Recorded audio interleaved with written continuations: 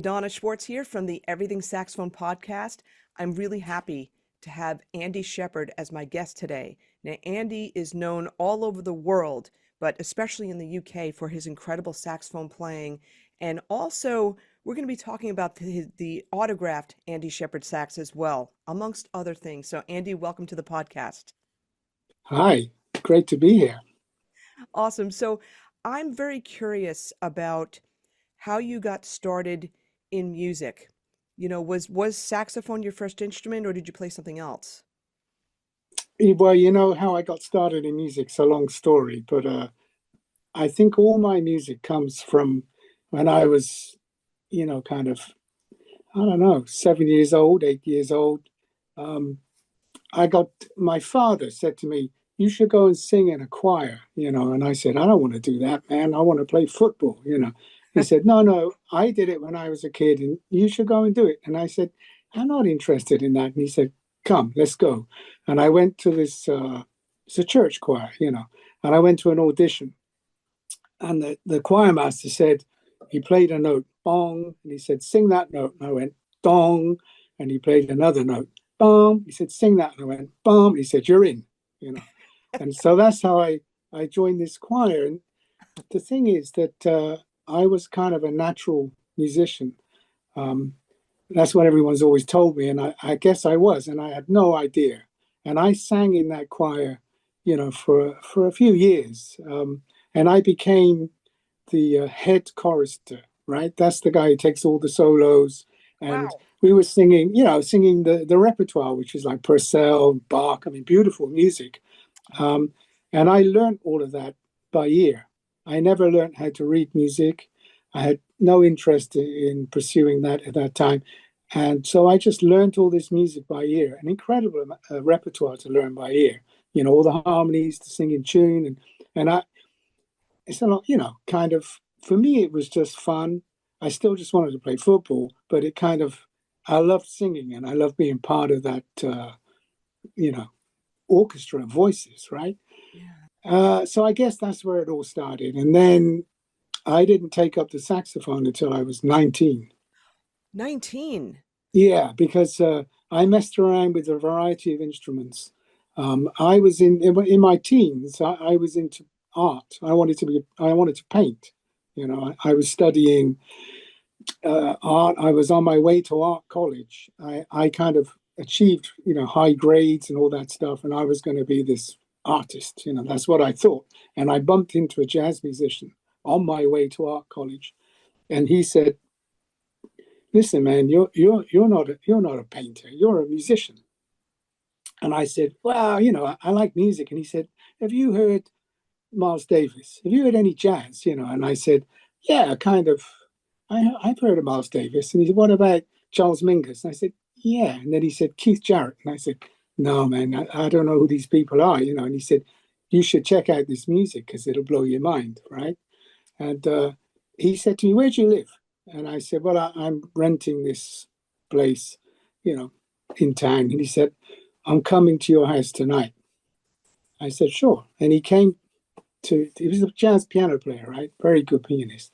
And he came round to my house with a bunch of records, Coltrane and, late Coltrane and stuff. Like, And Jarrett and, that quartet with Dewey Redman, okay. fantastic band, and Paul Motion, Charlie Hayden, and he said, "Listen, smoke this and listen to this, which is what I did. And immediately it was like, wow, I understood the music intuitively. And I thought, this is what I've been looking for all my life to that point. And this is what I want to devote my life to right there. And I had this kind of, you know, a moment.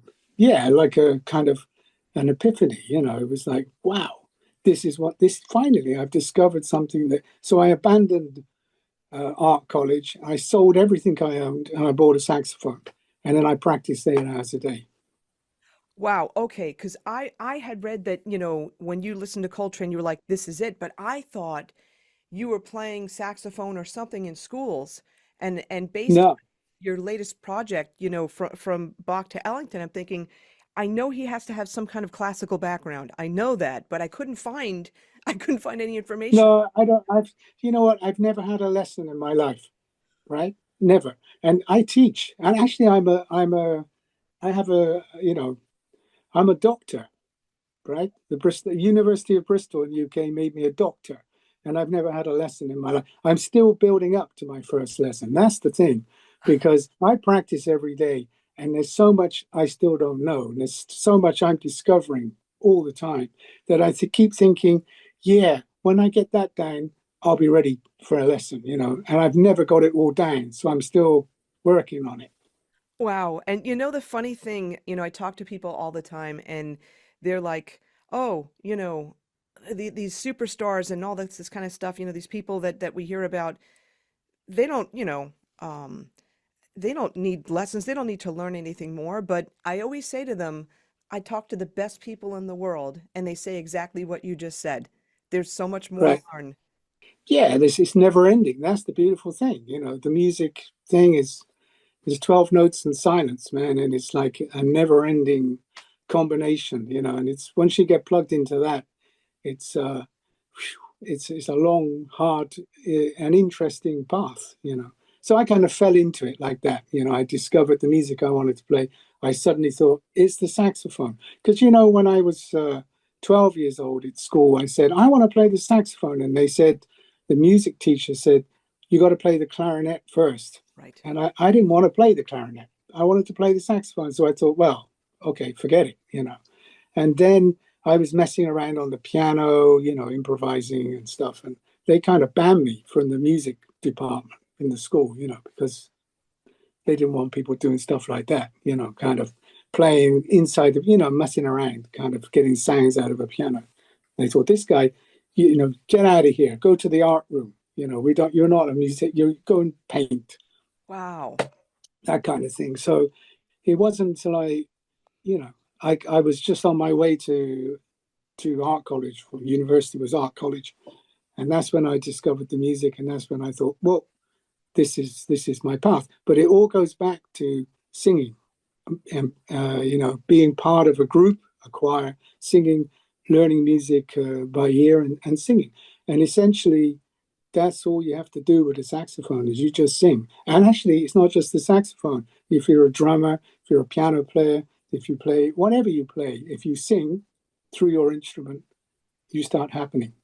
And just the fact that you had that background to develop your ears and you weren't reading, everything again was by ear and it wasn't just melodies, it was harmonies. And this is intricate stuff that you were studying.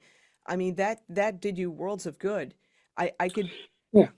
I could only imagine though the teacher the teacher that said, and a lot of music teachers get do this, I understand, because more people want to play saxophone than clarinet. They need to fill out the sections, and for some kids, their hands just aren't big enough to play the saxophone. But that teacher that said, "No, you got to play clarinet first," and you're like, "No, sorry." I can you have you ever wondered if you did start saxophone that young, like what your Well, yeah, I mean, it would have saved me. I would have got ahead of things, because I was practicing a lot straight away. I really got into music, and I was listening, you know, to the world's best. I was heavily into Coltrane, and and I was a total beginner, So I was pitting myself against the best in the world, which was like insane, I mean, it's like, but and I had to learn how to read music, and I learned that the hard way because I was taking straight away, months into playing, I was gigging and playing. I had to actually because I was living off my music quite soon after because I kind of walked out of my day job and just got into playing the horn, and then I had to take gigs, and and I took a gig playing. This really funny story. It was in a big band. A guy called me and said, "You play the saxophone?" I said, "Yeah." He said, "Okay, our tenor player's sick. Can you come tonight play a gig?" I said, "Sure." And he said, "You read, right?" And I just said, "Sure," because I kind of read in my bedroom. You know what I mean? You kind of that sort of reading, but not. And then I got on the bandstand in a big band, and I was completely lost with the music. But the guy said, "Take a solo," and I got up and took a solo, and everyone was, really dug what I was playing. So they said, this guy can play, but you can't read. And I was so embarrassed, by my failings that I went home and I studied, got my reading kind of together. It's never been fantastic, but as a saxophone player, you have to kind of be able to read to walk into, you know, any situation and be able to get it together. And people expect you to just, they put music in front of you, you got to play it. Yeah, for sure. I'm curious though. All right, so you had this epiphany, and the Coltrane did it for you. Do you remember like some of the first things that you practiced? What did you work on? Oh man, I kind of, yeah, I went to local music shops and tried to find any books to do with, playing the saxophone, and they were pretty shitty books really. But and I kind of figured out that you got to, you start on page one, and until you got that down, you don't go to page two, and that's really tough, especially if you're already kind of 19 years old, and the first exercise in the book is like God Save the Queen or something, and you think, I don't want to play this shit, but you got to, right? You got to play that, get it right, and then you move to page two. And it was a really disciplined and hard path, because all I wanted to do was improvise and play. And then this piano player that I was telling you about, his name's Jeff Williams, and we formed a band. And back then, this is a long time ago, and there was no such thing as Jamie Abersole play along things, or there was nothing. So what I did was we got a band together, and then I could say to the band, oh, the middle eight on this tune, can we just go round and round and round the middle eight whilst I figure out how to negotiate the middle eight? And Wow. the band would do that. So they would loop it. Real human beings playing all together, you know, would kind of play something so I could understand. Oh yeah, that fits there, and I figured things out like that. Which is not a bad way of getting it together, right?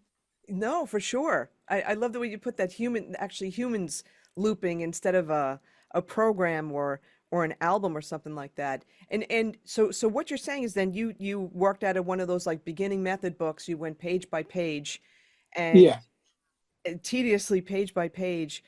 I, I I just can't imagine how quickly you must have gone through that. Or did you also like, put on records and try to figure out the stuff by ear? yeah, of course. Play along to records, Okay. and just yeah, play by ear. And in this with music, I've always found that it's a constant learning process, and actually you learn a lot by osmosis, right? If you play as a saxophone player, if you sit in with a band as a young player and you're playing with musicians who are much better than you, more advanced, after you've played in a real situation with to an audience, you know what I mean? So there's a kind of edge to things. You come off that bandstand, and even if you didn't play great, you've learned something, and it kind of, what it is like it rubs off on you. you know you stand next to a great player, and after that experience you've kind of gone up a notch because it's kind of rubbed off on you. You've heard the sound, you've heard you're close, you're in the orbit of someone better than yourself, and that's how you learn. You got to keep getting up. Did you have anybody, you had that gig, you had that big band gig. It obviously made an impression on you. You could play. It's just the reading thing just needed to get better. But did you have any local mentors that, saxophone players that inspired you at the time? Not really. There was I where I was living at the time was a small town in the UK, and there weren't so many. Apart from the band that I got together, there was nobody else who was interested in jazz really. So we were on our own. But then I went to London, then I went to Paris, then I went to, as you do, you got to throw yourself out there. But yeah, when I started out, there was nowhere to study. There was no colleges you could go and study music in the UK, jazz music. So it was a long time ago, and but I don't regret that. I don't think if I started playing, like you said, at 12, maybe I'd have got all my scales kind of down, or at least the major ones, by the time I got to 19, you know what I mean? But I don't think it held me back because I was so into music. And it wasn't just playing, which was so important to play every day, to play with people, for people. But I was listening all the time, going crazy, discovering, because I had so much to find out about this music called jazz. So I was going back in time, going back, because I started by listening to Late Coltrane, and I had to wind my way back to the players that had gone before, and it took me ages to discover Lester Young, and thought, oh, what's all that about? And the more you listen and the more you play, the more you grow, I guess. And what's also interesting too, though, not everybody does what you did in terms of winding their way back. They'll find somebody that they like now, and they may stick around that person, but they may not have the foresight or, to say, you know what, who influenced my favorite player? And then look at them, and then who influenced them, and all that kind of thing. So you were doing that too, which is really kind of interesting. I'm just curious. All right, so again, I'm assuming you started on tenor because Coltrane played tenor mostly. I did, yeah. I went straight for tenor, that's Okay. right. Okay. And so, you were playing gigs after only playing for a few months and stuff like that. Who Was there anybody that was influential in your early 20s in terms of your, musical development? Well, I mean, yeah, my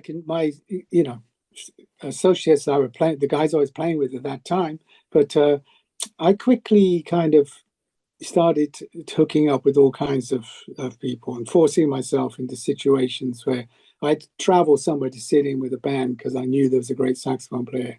There's a great saxophone player in the UK called uh, Don Weller. Nobody's heard of Don Weller. He was killing. Sadly he's not with us anymore. But what a fantastic player! And I remember going to sit in with him in some pub in the middle of wherever, and I sat in with him, and I learned by, like I say, I came off that bandstand and I'd grown, a little bit, and then eventually I went to London. You have to you got to throw yourself in the deep end. You got to go to. If I was in the States, I would have gone to New York, But here in Europe, I went to London, and then from London, I went to Paris, and that's where I really got hooked up with all kinds of wonderful musicians. That was the beginning of my, just I was playing in Paris as well. I had a hard time, in terms of I had to play in the street, play on the metro, I had to teach whatever I could. I was in like 20 bands at the same time. I was just, trying to survive as a saxophone player with a dream of being a jazz musician. And things always kind of worked out, at the last minute. I was living for example, when I first went to Paris, I was living with 16 political refugees from Poland in a two-bedroom apartment. It was insane. You were talking about vodka earlier. You're not drinking vodka, you're drinking water. I soak my reeds in vodka, and that comes from that time, really. But soaking my head in vodka with these Polish guys. And with my girlfriend, we found an apartment finally because it was insane, this situation I was in. And I had to practice under a bridge because I couldn't practice where I lived, because obviously people were living strange lives, working strange hours, and if you're living in that kind of intense. And I did find an apartment, and they said, "Oh, yeah, man, you can come and live here, but it's you need 2,000." Then it was French francs, as the deposit. And I said, "No problem." We walked out of this apartment, and my wife, my girlfriend at the time, said, "We haven't got 2,000 francs. We got nothing." And I said, "Don't worry. I'm going to a rehearsal." And I went to a rehearsal with a band called Urban Sax. I don't know if you've heard of them. It's like 50 saxophone players. And they were based in Paris. And I walked into this rehearsal.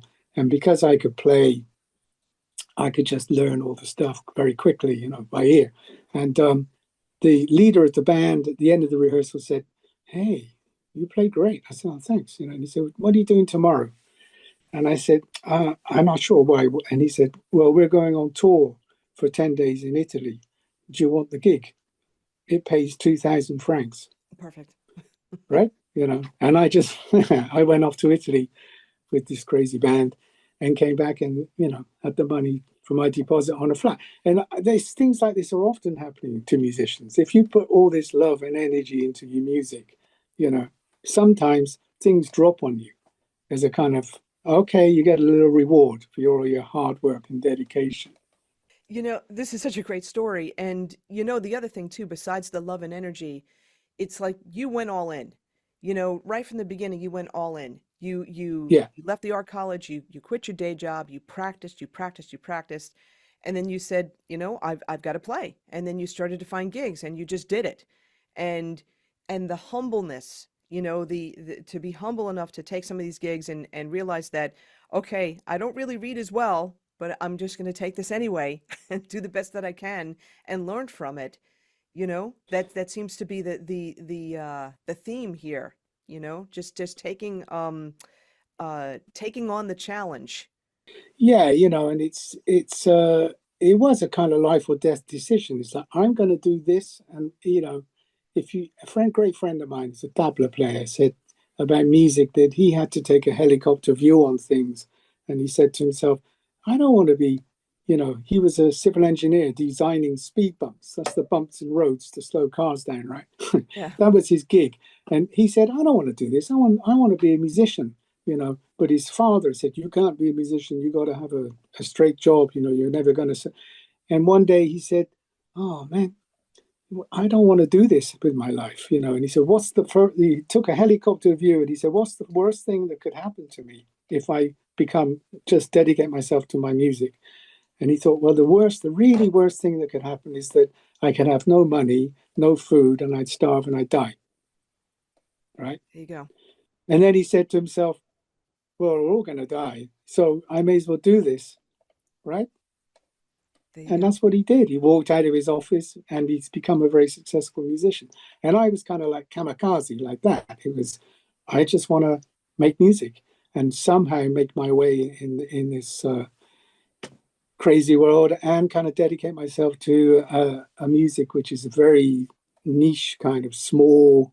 Unfortunately, because I've always thought jazz is the most amazing thing, the most amazing concept about how to make music, improvising in structures, without structures, upside down, inside out, listening, connecting. The whole thing about it is just so fantastic, that but it's not rock and roll. It's not like you become famous or something and then you don't have to worry about earning a living anymore. Oh no, no, no. Jazz, you're only as good as your last gig and you're still looking for the next one. And it hooks you in, and yet it hooks you in, even though it doesn't provide that security that, like, if you got famous with a rock band and all that kind of thing. Yeah, maybe. I don't know, but I was lucky. I mean, I walked into incredible opportunities, but I always took them. That's Yeah. what I always say when I'm teaching. If you got to be ready, right? You got to dedicate yourself to your music and work hard, and then you got to be ready. So when the phone does ring and you're offered a gig, you got to say, yeah, I'm there. Because many people, you get responsibilities and you get tied into things, and you can't just kind of drop everything and go off on tour. But if you're a hardcore kind of player, then you do that. And that's how I walked into gigs with incredible musicians. I've played with so many amazing musicians, and I've learned. That's how I've learned, just being in fantastic bands with great players. It's amazing, really, how it happened. I don't know how it happened. It was just serendipity. Oh, well, no, but it's also you're taking advantage of opportunities and saying yes, and Yeah, going all in. yeah, yeah, yeah. And then you get calls. You get called from for band leaders, and you get offered gigs, and then you have to go to. You go and play, and you don't know if you're going to make it, and then you get the gig, and then these things last for years. Once you and the people you play with when you're starting out, some of them go on to become very well known players. And you connect back together again. Years later, it's very beautiful. because, you know, the jazz family worldwide is quite a small family. And I feel so honored to be kind of part of it, you know, and to have played with incredibly respected, well-known musicians, and to have met and talked with, and you know, just it's just fantastic. I recommend it. Let me ask you, who was the first um who was the first, I guess, group or person that you know, big name person that you collaborated with? um, well, I mean, I play with a lot of people who went on to become very famous when I was starting out, but it's kind of, I got a record deal with Island Records. That kind of boosted my whole profile, if you like, because it was a major record label. And then I got, that led me, you know, they said, oh, you got to get a producer. And I said, I don't really need a producer. And they said, no, no, you know, for this record, you got to get a producer. So, and I said, I was listening at the time to a lot of John Scofield records. And I kind of looked at the back of a John Scofield record and I saw that the producer was Steve Swallow. And I thought, oh, okay, what about Steve Swallow? You know, and they said, good idea. And so Steve came over from New York and he came to see me play. I was playing in a bar, you know, and he came to the bar and it was like such a buzz. The band I had at the time just had a following, you know, and it was like happening on a small scale. But he kind of came into that. Then we went and I made that first album for Island Records. And then off the back of that, he played that record to Carla Bley, you know, and Carla Bley heard me on a record and then she hired me, you know, to play with her. And so stuff like that happens. And then I got the gig with George Russell, you know, that was a big deal. And Gil Evans I played with through connections in Paris, you know, because I'd left Paris by then. And but people remembered me, and then Gil was doing a tour and they said, you should call this guy. And so I went and did a tour and albums with Gil. And all those things I didn't realize at the time. But to play with these, you know, people kind of in the jazz world gives you, you know, credibility, gives you, I don't know, it's just like if you've played with da da da da da da da da, da, then people say, well, this guy is like interesting. And yeah, it was wonderful. Carla was really funny because she called me. This is a kind of well-known story, but she called me when I was playing at Ronnie Scott's in London, and I got this phone call, and it was hi, you know, and she said, "Hi, this is Carla Bley," and I said, "Oh, shit, right?" She said, "Yeah, I wanted to, I'd like to offer you a gig," and I said, "Great," and she said, "Yeah, it's in my big band, and the chair that you know in the band is for tenor, soprano, and clarinet." Okay. And I said, yeah, I'd love to do it. Of course, you know, I'm honored that you would ask me. And I said, but I don't play the clarinet, you know. She said, no, no, but the gig is tenor, soprano, and clarinet. And I said, yeah, I really want to do it, but I've never played the clarinet. I don't play the clarinet. And she put the phone down, right? And then a week later, I'm still playing at Ronnie Scott's because back then he used to do 2 weeks straight. It's fantastic. There was a knock on my hotel room door, and I opened the door, and there was a motorcycle delivery guy with a box for me. Clarinet. And he gave me this box, right? And I said, thank you very much. And I put it on the bed, and I opened this box, and inside there was a clarinet. And with the clarinet, there was the music and a note from Carla saying, learn it. That's how I started with Carla. And the tour was like 2 months ahead. So I had to learn how to play the clarinet, you know, for this tour. But it was only a few parts. It was, you know, it wasn't a big deal. But that's kind of, and at the end of the tour, she said, do you want to keep the clarinet? And I said, no, you can have it back. You know, I'm just sticking to tenor and soprano. You know, this is funny because I was going to ask you, you know, when you're in big bands, you have to double and triple and all that kind of thing. And I'm thinking, when did you know, did you learn any other instruments? And you just answered that question. So have you played the clarinet since? No, but I play guitar, you know, I'm really into guitar. I'm surrounded by guitars here, you know. Interesting. So when did Yeah. that happen? Oh, about the same time as I started on the saxophone, I was messing around with guitars, you know. And as guitar is such a great instrument. Wow, you know, and you can never have enough. The saxophone, you just need one tenor, but guitars, man, you got to have, you know, a Telecaster, a Stratocaster, a Les Paul, you know. Yeah, it never stops. Well, I think some saxophone players would disagree, and they feel like they need all the saxophones, all the four saxophones, plus all the different models of Yeah, saxophone and but vintage. not when you're touring, because that's another thing. You know, airlines and saxophones is a Yeah. nightmare. So, you know, I've virtually stopped playing the soprano because of airlines. You know, but you know, because it's just impossible to travel with two horns. You know, Oh, I so see. Okay, got it. Yeah, yeah. yeah. But now I check my horns in. You know, and if they turn up, they turn up. If they don't, I borrow a horn. You know, it's kind of needs be. It's the situation. Really? Wait a minute. So hold on a second. So you actually trust the checking in process? I mean, you must have really solid cases and stuff like that.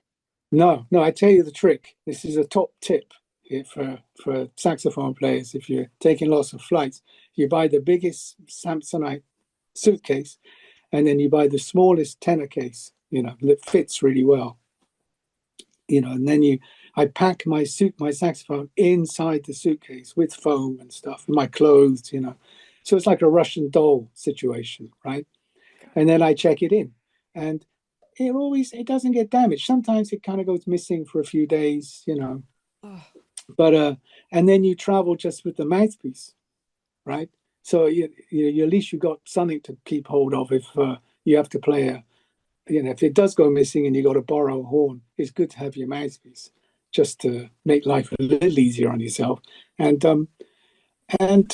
my stress levels traveling have fallen. You know, it's a pleasure. I'm the last guy on the plane. I don't care. You know, I just have my little bag with my saxophone mouthpiece, maybe some music or whatever. My horn is in the suitcase. I just forget about it. You know, and just and Wow. when I get to where I'm going, I get my suitcase and da da da. You know, it's Okay, a good first of trip. all, It's a good. that is a good tip, but wait, I have to ask though. I know how the airline people throw the luggage. I mean, they Yeah. chuck it, and so yes, I understand like it's in Samsonite and it's in a saxophone case, but you haven't had damage when, they've done that? Yeah, sometimes, but I kind of fix stuff myself. But my horn is pretty sturdy, you know. It's they're well made, and if it's the case I use is a BAM cabin case. It's really well padded, you know. And inside the suitcase I have foam and stuff, so it's kind of protected from that shock thing that that the saxophones don't like.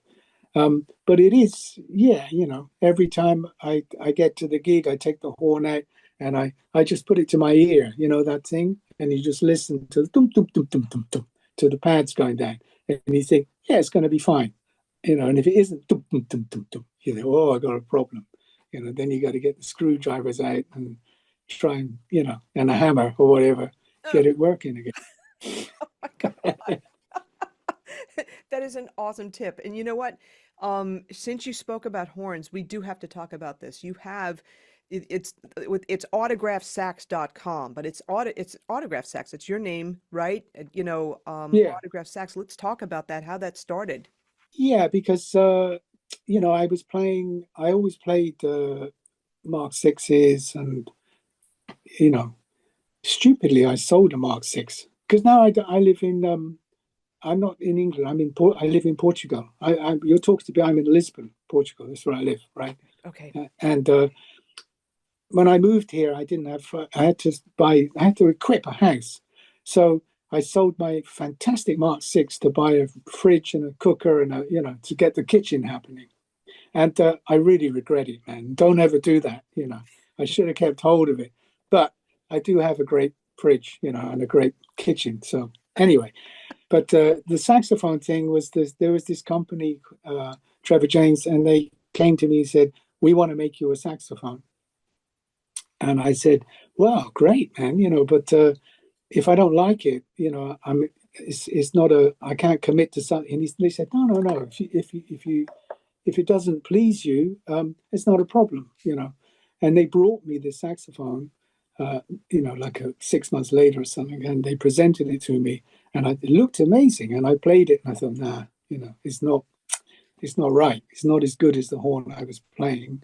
And I thought, this is really very nice. Thank you so much, but I'm not going to play it because it's not really. They said, no problem, we'll fix it. So tell us what you don't like, what you do like. And this kind of started to ping pong. So they'd come every couple of months with the horn. And eventually, after the third or fourth time, they came with a horn and it was fantastic, And I said, this is a great horn. I'll play this, And then they said, wow, fantastic. We want you to endorse this saxophone. And we talked about it, and they said, what we'd like to do is make a limited edition of 100 horns, and they would have your name on it. And I said, wow, that's great. And I said, I tell you what, I got an idea. Why don't we call every horn after a city that I've played in? I've played in a lot of different cities, so every horn has a number, and they're named after cities. So there's a Lisbon horn, there's a New York horn, there's a Hong Kong horn, there's for still different cities around the world, because music's taken me all over the world, which is another incredible thing I never thought would happen when I started, practicing and devoting myself to music, that I'd be going to Australia, South America, Japan, all these places, kind of Ulaanbaatar, So, and the horns were named after 100 cities that I had fond memories of for gigs. And then they sold them, fantastic. So it's a really happy story. And I was proud and happy to be part of it. And they're very good horns.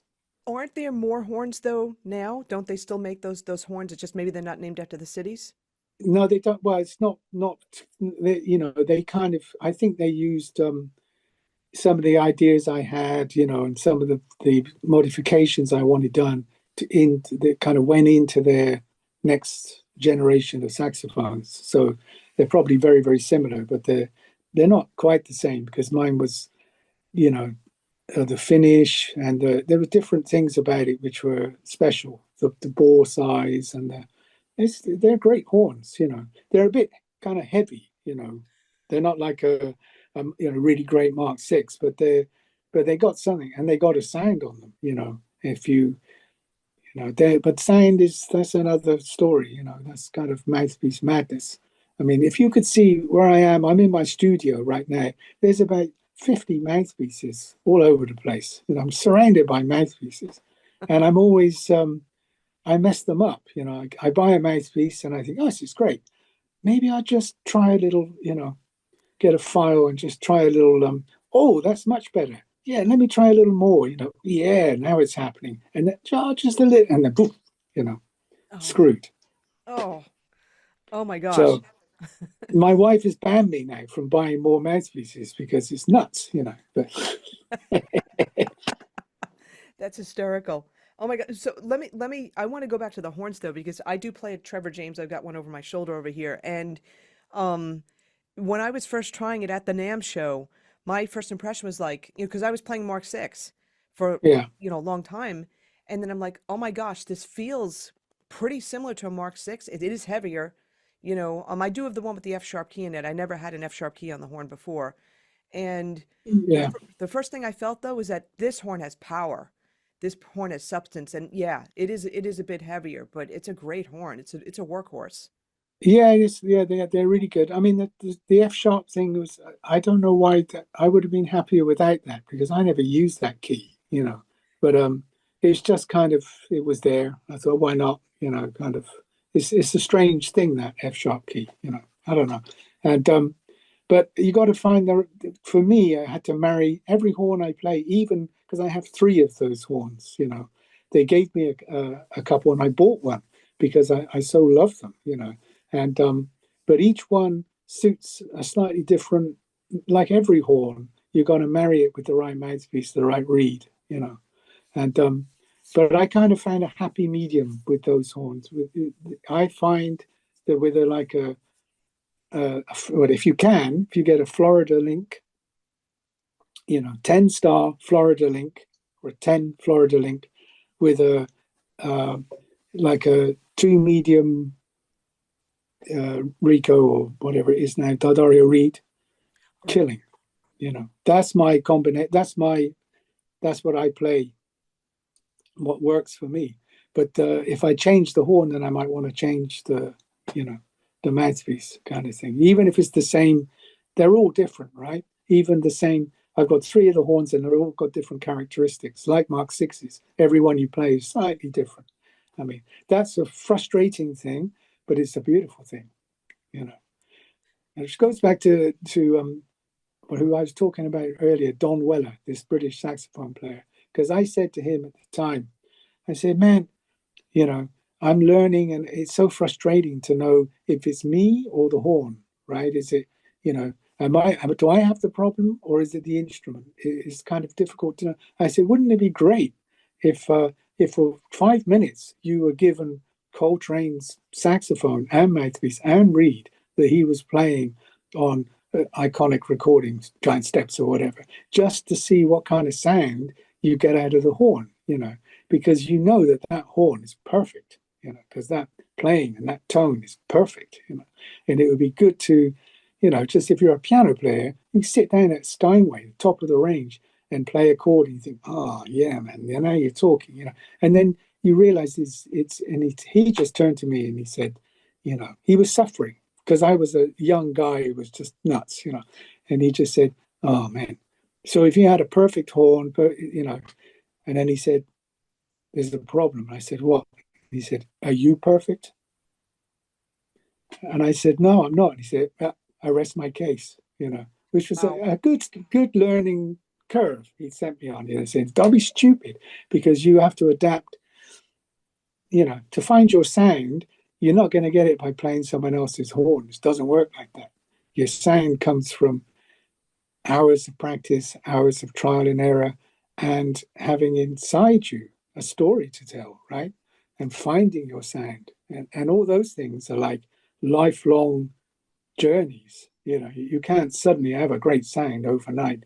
You have to work on that, and you have to find what works for you, and find, your concept of sound and the way you play and where it's coming from and everything. That's a heavy trip.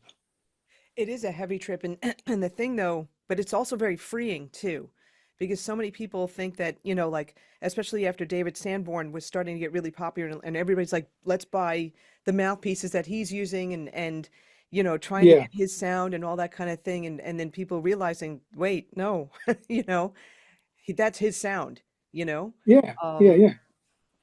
it's very That's right. personalized. Yeah, Yeah, of course.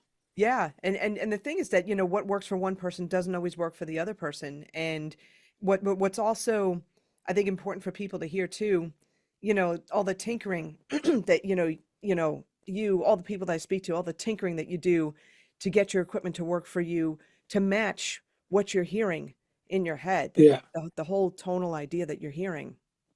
yeah. And then there's this mystery involved, which is a beautiful thing, because I don't know when I play, especially these days, it's kind of like, I don't know how I did that, because I wasn't thinking. You don't think when you play. You think when you practice, But when you play, you just play, and it kind of, how did that come out? How did those ideas and that particular string of notes or that phrase or that, how did that happen? How did I do that? I don't know. I don't want to know, really, because that's the beauty of it. It's like you just got to embrace the mystery of what's going on when you put that thing in your mouth and you start blowing your heart out. And so this is going to lead to my next question then. What do you practice now? What do you work on? Oh, man. Well, right now, today, I'm practicing the music I got to play this Friday in Warsaw, because it's some difficult music. So I'm working on just refreshing my memory of that repertoire. But if I'm practicing, um, I'm always playing long tones and harmonics and things, just to, you know, keep your sound centered. But I guess I become more and more aware that the important thing is intervals. It's really simple. It's just playing intervals, playing a phrase, and then as you play, you improv. Just play three notes, and then think, why did I? What notes? Three notes did I play? What key is that kind of in? Do I think? Oh, okay, that's the. What position are those notes? In the scale. Is it third to a sixth to a flat seven, whatever the combination is, and then once you assess that, then you think, okay, let me just take those three notes and I'll transpose it around the cycle of fifths, or by half step or whatever. So you're just taking a little motif, little notes, and moving it around the horn. That's kind of what I practice these days, really. Stupid little things like that, just intervals. Man, sixths. There you go. Yeah, I mean, it's very simple, but it's just it exercises the brain because you have to think about what you're doing. It's constantly expanding the way you move from one key to another, the way you're transposing all the time, and the easier and more flowing way you can do that, the more open it opens up your playing. You know what this reminds me of? I had interviewed Pernille Bavort, and she's a great player. And Right. she was talking about doing something similar with the intervals, exploring an Yeah. interval like the sixth. And it's funny you Yeah. mentioned the sixth because it just reminded me of Pernille when she was saying that to me on that podcast episode. And you know what this reminds me of too? Way back in the beginning of this episode when I asked you, like how did you get started out? And you mentioned that, you went to the music department and you were tinkering around with the piano. You were tinkering around trying to find different sounds. And like I think Yeah. you're referring to like opening it up and seeing like what kind of sounds it made, and then they threw you out, but I think that part of your personality has always carried through, right? Because tinkering with the mouthpieces, right? All that kind of thing. And Yeah. And it's a never-ending story. The saxophone and music and how you fit into things is incredible because it is. You'll never get to the end of it. That's the beautiful thing. You'll never learn everything there is to learn, right? And even if you did, what would that mean? Nothing. It's music is so much more than notes and scales, and it's. I've always valued sound more than anything. I think the way you sound is so important. It's like it's just and then how if you whatever you can do pyrotechnics and stuff, if you haven't got a great sound, doesn't mean anything. But it's a great thing playing music. Wow. and your tonal imagination was initially based on Coltrane. Were there any other people that you felt influenced your tonal imagination, your sense of sound? Oh yeah, I mean, just about everybody I've ever heard. Okay. It's it's there's a. I really love Dewey Redman, and I love. I mean, everybody goes through a Michael Brecker Right. stage. He was a nice guy. Wow, fantastic, very nice. Um, I've got a funny story about Michael Brecker. Right? Do you want to hear it? Oh yeah, of course. Well, I was at a gig in where was I? Oh yeah, the North Sea Jazz Festival. It's in Rotterdam, and I'm just walking down towards my dressing room, and Michael's sitting in another. He's there playing with McCoy Tyner, and I suddenly hear. I'd met him a few times, and his brother played on my first album with Island. Randy Brecker was on that record, So we kind of, paths cross sometimes, and he saw me and he went, Andy, and I went, oh wow, Michael, hi, how are you? And he said, great. Listen, can I just borrow your soprano? Because I had my horns, I'd just come in from a sound check or something, I said, sure. And he said, no, because some guy, is this famous mouthpiece maker, and he's given me a mouthpiece for the soprano, and I don't have a soprano. I just want to check it out, but can I borrow your horn? And I said, yeah, of course, pleasure, And so he put this mouthpiece on it, and he played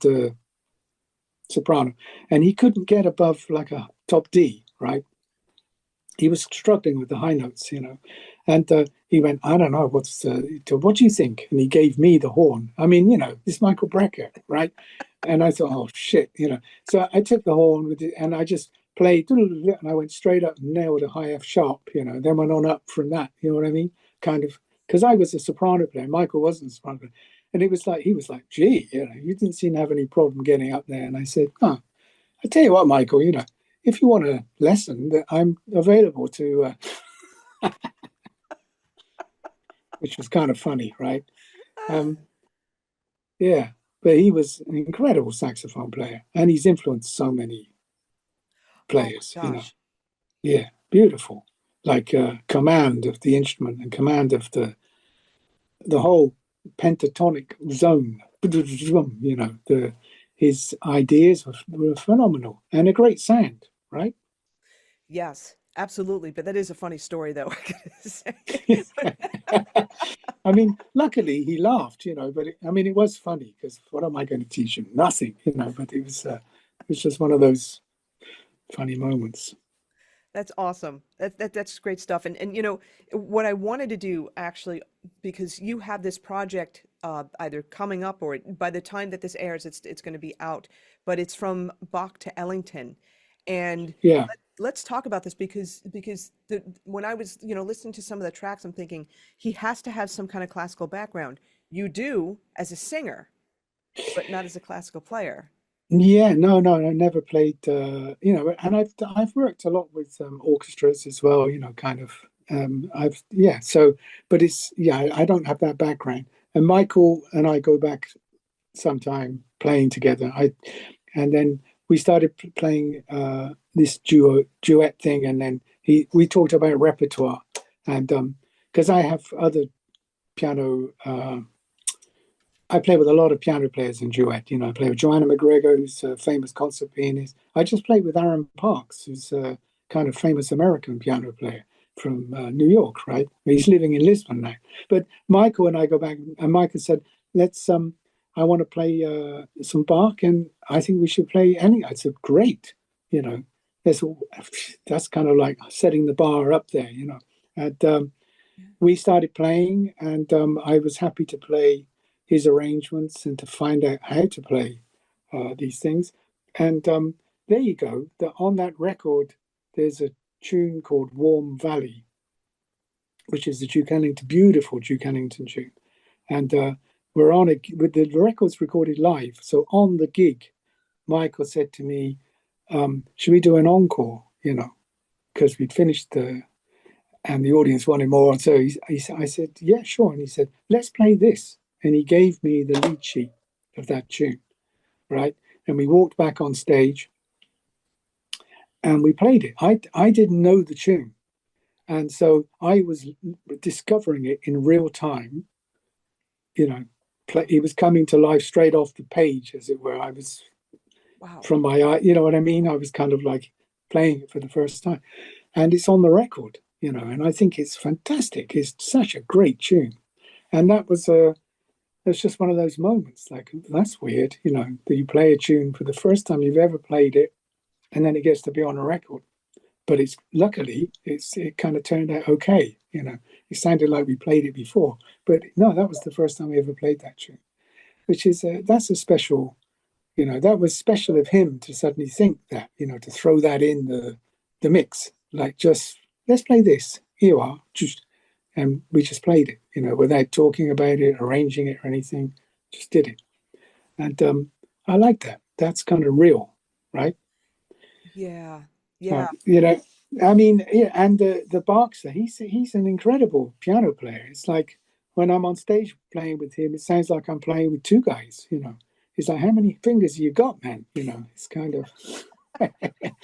of, which is great. And because he comes from classical background, so you can hear that in his technique and that's kind of how whereas I don't, but it's kind of, it's a lovely learning curve, and it's a wonderful project.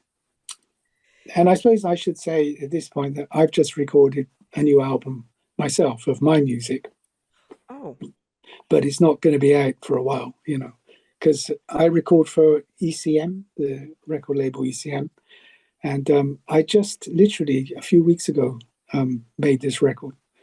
So I'm looking forward to that, but it probably won't be out till next year because they move very slowly. The wheels turn slowly Okay. with Okay. ECM. Okay. Oh, okay. Well, let me ask this question then. You just recorded your own music. Talk to us about that. What was the inspiration? Oh, that was, I guess it's a follow on from, for many years I played with Carla Bley and Steve Swallow in a trio, and which was a very special band. And we made a few records, especially the last three records we made. It's like a trilogy, and they're very deep, very special, and because she was such a wonderful composer, amazing, to play her music and with Steve. And then that kind of, sadly, Carla left us, and, I'm kind of thinking, what am I going to do next? And I'm always making new bands, new ideas, bringing in different instruments, guitars, tabla, whatever. And I just thought, I'm going to go back to that concept but rather than the electric bass, I wanted to use acoustic bass and piano, and write music for a trio of saxophone, piano, double bass. So it's very pure. It's very, because my last band, I had an incredible guitar player called Ivan Darset from Oslo, from Norway, who plays guitar like in an orchestral way, but he has like about 40 different pedals on stage and laptops, but he does everything in real time. There's nothing, pre-recorded, and Wow. it sounds, he's incredible, this guy. And so sometimes you're on stage with him and you look at him and his fingers aren't moving, and yet there's cascades of notes and colors flying out of his twin. He always plays in stereo. Why not? If you Yeah. can, if you got a guitar, you could play in stereo, which he does. And so that was a different style of music. And now I've gone back to a very pure thing. But I don't know how long that'll last. I love swapping it around, changing it up, finding new musicians to work with, because you have to keep reinventing yourself, and you have to be ready for when the gig comes in, when the email arrives, the phone goes or whatever, you're ready.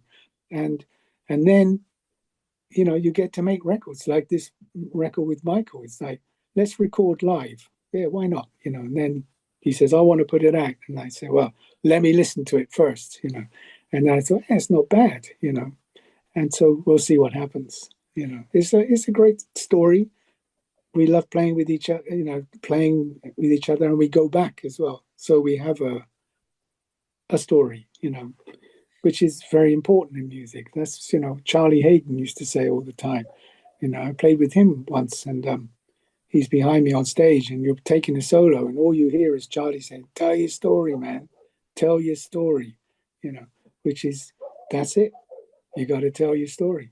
But to tell your story, you got to have one, and that comes from years of struggling, playing, traveling, expanding, contact, falling in and out with other musicians, making music. It's all part of your story. And there's some incredible stories here. And, I'm just thinking too, the intricacies of the Bach to Ellington album, like those arrangements, those Yeah, are, intense. yeah, yeah, they were definitely intense.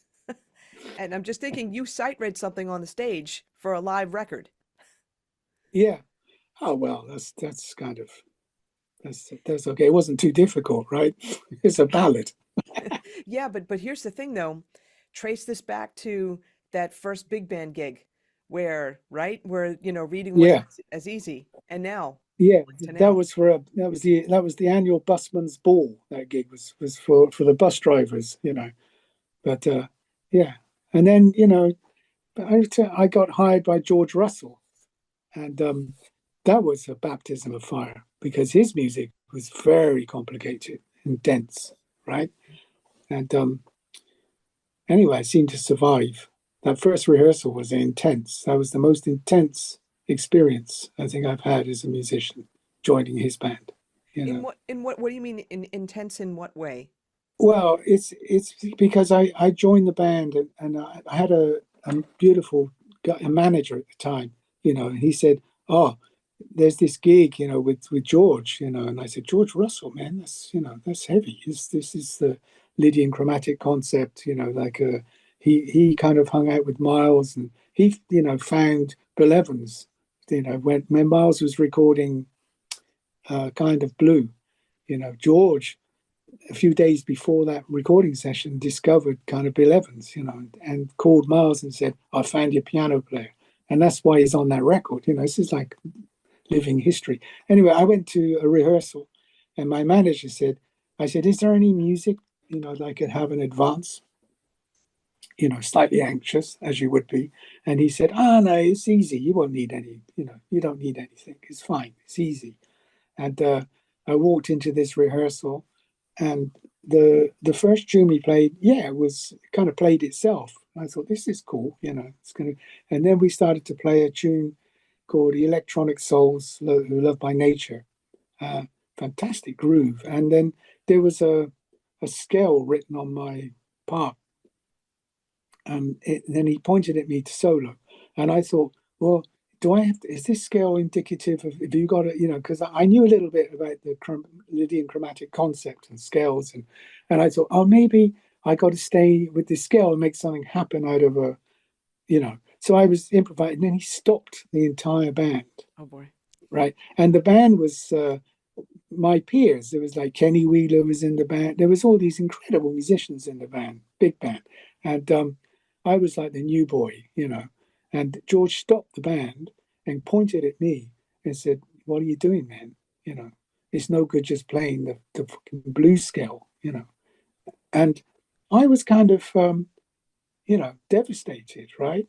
I just felt like he just made me feel terrible, like, Yeah. I felt really embarrassed, right? Because there's all these wonderful musicians, and I think, oh, man. And then I kind of, I don't know, I just kind of, the horns came out, and I just went, oh, okay, well, count it off again, And I'm never like that. I'm never pushy, kind of, it's not in my nature. But I was kind of pissed at this, what was happening. So he did. He counted the band off again, and then I continued to solo, and I tell you what, I played everything I knew, as fast and as loud and as crazy as possible. And I didn't stop. I just went on chorus after chorus after chorus after chorus after chorus. And eventually, he had to come over and kind of like, stop me from playing. And but at the end of the rehearsal, he just came out and said, "You got the gig." So and then I played with him for 10 years and made 3 or 4 albums. We were very close, But it's just because I don't know. I just thought, what do you do in that situation? You either kind of pack up your horn and leave, or you think, you know what about this, kind of. And I guess I just learned the hard way, that's sometimes that's what you got to do. And it leads to a wonderful ongoing, not ongoing because, George isn't with us anymore, but that was a heavy experience for a young musician, And so you got to do what you got to do. And sometimes you have to stand up for yourself, and be strong. Yeah, that's exactly it. And what's interesting, the way you approach that, because a lot of people would be mortified, and they would pack up and leave, or they would be so angry, that they even if they played well, they would be like, no, I don't want the gig. I don't want to deal with that again. No, and I would, because some of that music was so hard. I mean, we played a lot. There's a tune called The African Game, and there's a recorded version of that on his 80th birthday. It was a live recording in London at the Barbican, and it's called the George Russell Living Time Orchestra, 80th anniversary concert.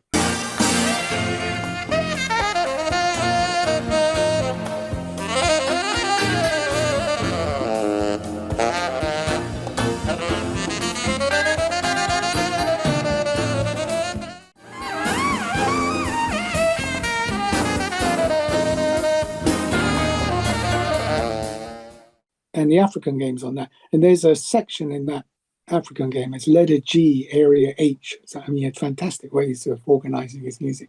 And the tenor part there is so hard, man, because it's like when you look at it on paper, it already looks like 30-second notes, you know, like it's just dense.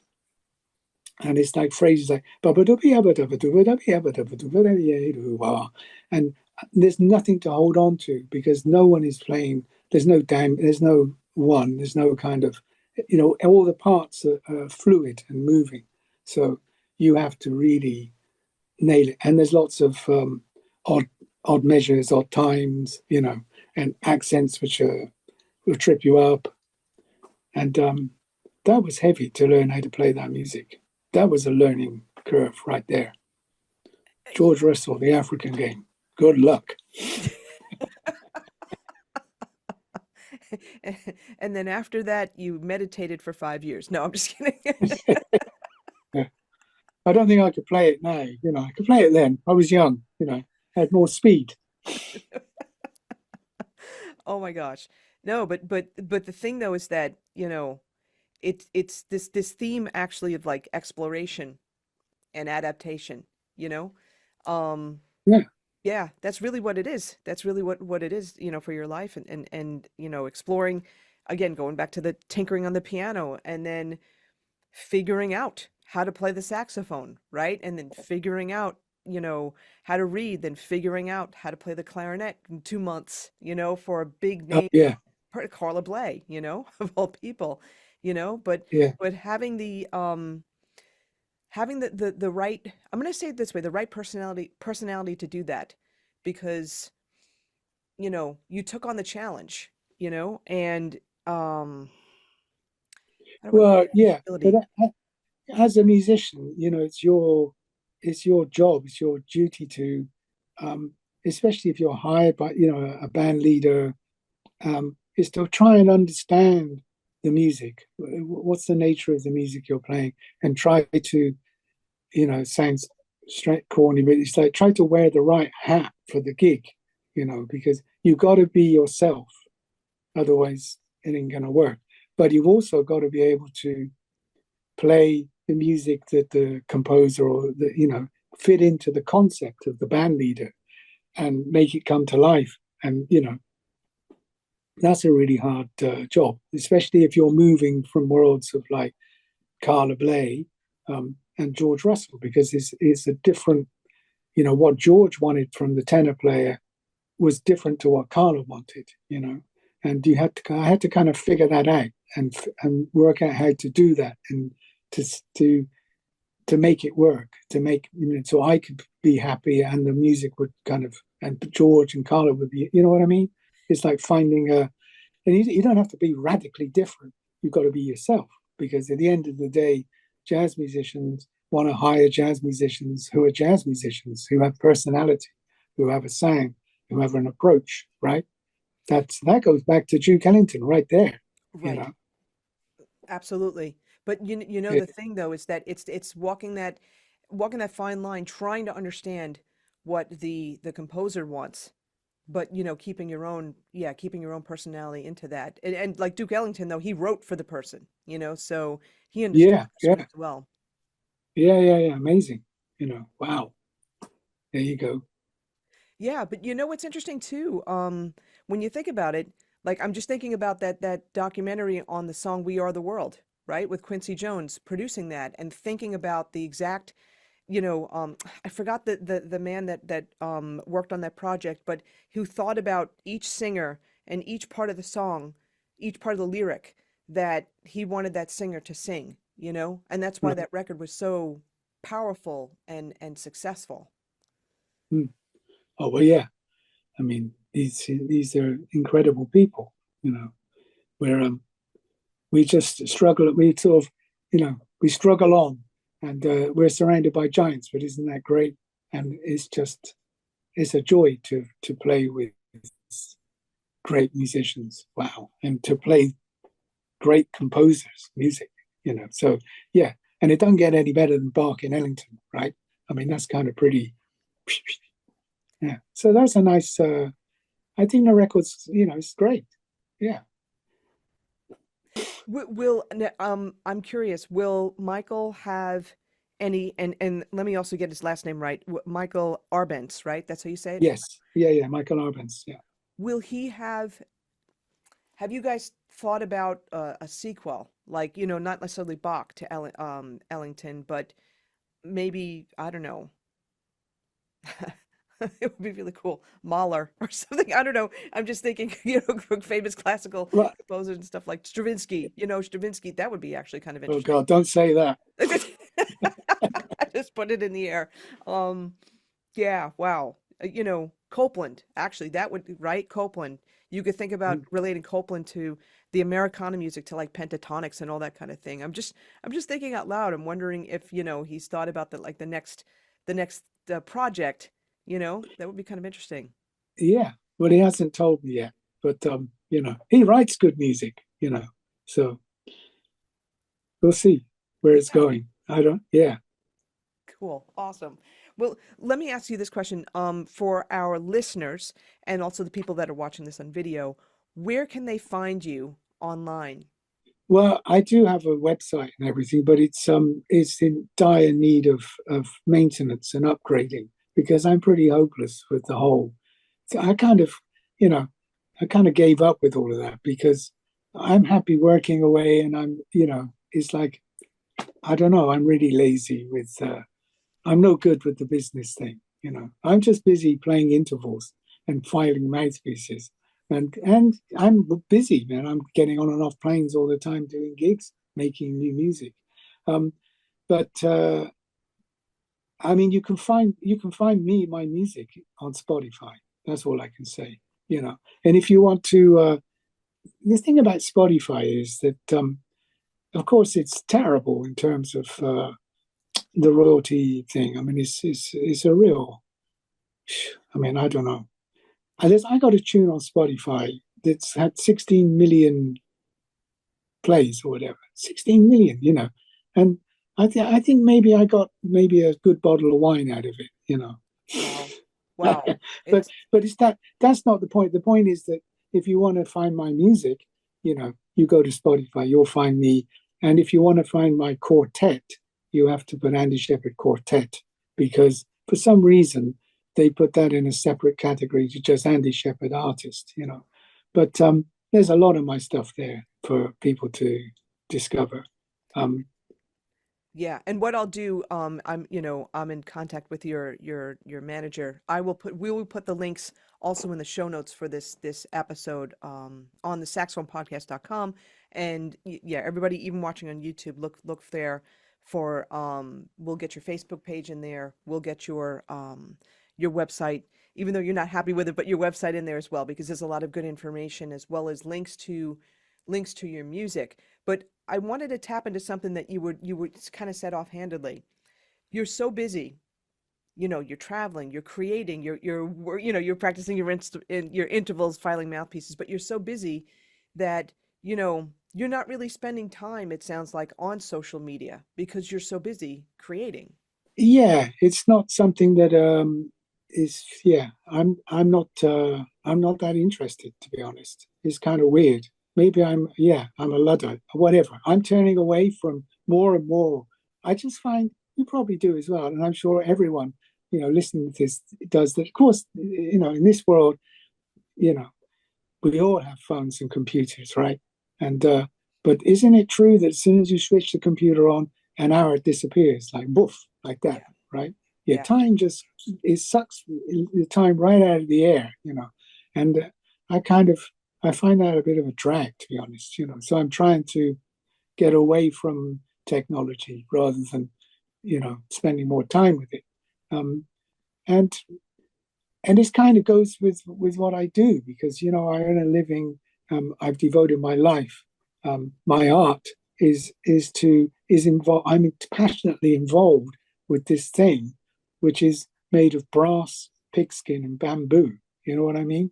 It's like the antithesis of an iPad or a computer. It's like this weird kind of cranky instrument that you have to blow down and move your fingers, right? Yeah. So maybe that's why I'm not so worried about social media. I should be, but it's kind of, man, No, there's no there's too shoulds. many. There's no Yeah.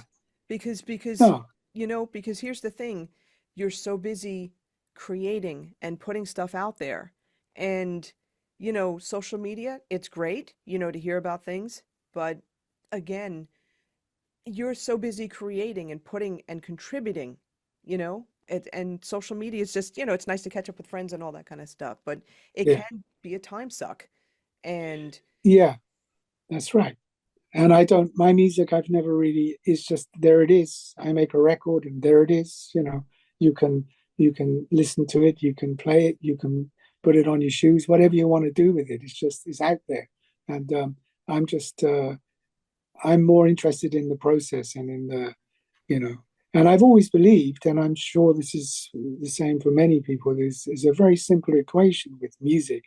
Um, and if you're, striving to be a professional musician or to make it your life or just playing music, whatever level, it's like what you put in is what you get out, right? So you put a lot of love into playing your saxophone, a lot of energy, a lot of time, it'll kind of eventually turn around and give it back, you know, and that's all we can hope for. That's so and the gigs keep coming. I've scuffled and lived off my horn ever since day one, you know. So it was a pretty tough time at the beginning, but now it's you never know, because I don't have any I don't teach, I don't have any safety net. It's like it's the real deal. It's like I do the gig, I get paid, That's the bottom line sort of thing. So, I'm curious, but how did you survive during COVID? oh, well, yeah, COVID. I mean, to be fair, it's. I know it was a terrible. I mean, it's weird, right? We all kind of have all forgotten about how weird that shit was. But Yeah. for me, I mean, I have a now at this stage in my life, I have a beautiful place in Portugal, and I was home for the first time. I wasn't touring, but that's not true because I did take a lot of gigs um, in through COVID, mainly because very famous American players were canceling, because it was difficult to get from the States to Europe at that time, if not impossible. And so I kept getting offered gigs, can you go to Warsaw to do a gig because so and so can't do it, and I was always saying, no, no, no, I want to stay at home. And then I thought, when they said what the bread was, I thought, no, I got to do that. So I was traveling, crisscrossing Europe on empty planes, and it was just a surreal experience. But I wrote a lot of music, like a lot of people, because, and I really enjoyed and cherished um, being at home with my beautiful wife and my beautiful mother-in-law and my beautiful dogs and my beautiful cat. It was a beautiful time. And I initially I had no money, but then we started to get some help from the European arts program, and so it kind of worked out okay. I managed to survive through it. I mean, it would have been a totally different story if I was stuck in an apartment, you know, in the Bronx or something. You know what I mean? That would have been tough, right? So luckily for me, it was a kind of I had a space with a garden that I could be and lots of sunshine. It wasn't so bad for me. But what a weird thing to live through, right? Yeah, it definitely was. And what's history always repeats itself. So a COVID-like type of pandemic happened, in the 1920s around that time, and yet here it is again, right? Yeah. And just Oh yeah, yeah. just surviving that. I remember the NAMM show that happened, right. The outbreak was happening in China, and we talk about all of us that went to NAMM. We talk about this. A lot of people from Asia had come over, obviously part of the NAMM show. I think at the time they had put a lot of the Asian countries on the bottom floor because there's so many of them, but there was that heavy influence there, and we definitely think that stuff must have spread during that show in 2020. Oh, And then right. Yeah. yeah, and then everything shut down. And I'm in a state in California where, things were really shut down, for much longer than most other places. So it was tough. And, musicians didn't really get the support, from the government, that they really needed, so it was Yeah, of definitely course. tough Yeah. times. It was tough, man. And we just had this thing here in Portugal. You probably read about it. In Spain, there was a power outage, Yeah, and I mean, I never experienced that before. I mean, here, because I live kind of in the countryside, so every now and again the power goes, and you're used to it. You think, oh, it's it'll be back in a few hours, whatever. But this was a big deal because it was like whole countries were, you know. And I looked out of my window and I can see just, I can see like 40 kind of big, electricity windmills, kind of in the horizons, and they were all stationary because they didn't have any power. I guess so you got to plug those things in to make them work to then make electricity in it. And it was a big deal to the only thing that worked was like radio. If you had a radio that works off a battery to hear what was going on, old school. and it was like COVID again, but like very fast. And initially they said this thing could last a week, 10 days. And then you start thinking, oh boy, 10 days will be rapidly kind of unraveling because you couldn't even go and get food because none of them, you couldn't get, if you had, unless you had cash, right? And That's nobody right. has cash. That's So right. it was a kind of, yeah, and you couldn't get gas for your car because the pumps are electric, So the whole knock on of it was like, oh boy, you know, Yeah. this is stopping us in our tracks and it's kind of shit, what are we going to do? Luckily, I could snap on a reed and play the saxophone, right? That's right. Don't need any electricity for that. Yes, and that's why, like guitars, okay, you can kind of hear them, but you're not, you have to plug in to really experience them. But yeah, I went through a big blackout. I was living in New York, and it was either 2003 or 2004. The whole Eastern Seaboard was out, and it was out Yeah, for, I think, almost a full day. But that's a big deal. You're talking New York City out. Like yeah, I was on a train headed to I was going to see a show, on the Long Island Railroad, and it stopped in between stations, in between Mineola and Maryland Avenue, and we're like sitting in the train, like wondering what's going on. It's in the middle of August. It's hot. yeah, There were neighbors that were around the train tracks, and they were throwing us water bottles. Really nice people to do that. And then they were telling us that yeah, the power's out, something's happening. I was lucky. There were people that, the power went out and they were stuck in a subway in the tunnels going from, Queens to Manhattan. right. That's scary. You know, Yeah, yeah, yeah, yeah, yeah, yeah. you I know. know to just be stuck in an elevator, that would be a trip, right? Oh my God. Yeah, yeah, I can't even, but luckily, knock on wood, we're not dealing with that now. And the interesting thing with COVID, everything went over to non-cash. And then you Yeah, have this happening where everybody's so used to non-cash. Everything's yeah, electric, right? On the internet, all that kind of thing. And it's like, oh my gosh, we have to go old school, get these battery powered radios, have actual cash on hand if we need anything, right? It's crazy. yeah, yeah. It is. It's well, anyway, Yeah, all I but can say is practice your intervals. that's right. Absolutely. And it's a great way to end this episode. So listen, Andy, I wanted to thank you so much for your time. This was really fun. Great. Thank you so much for having me on, and it's been lovely chatting about various bits and pieces, And yeah, I really hope people enjoy these records. It's so important to keep making new music, right?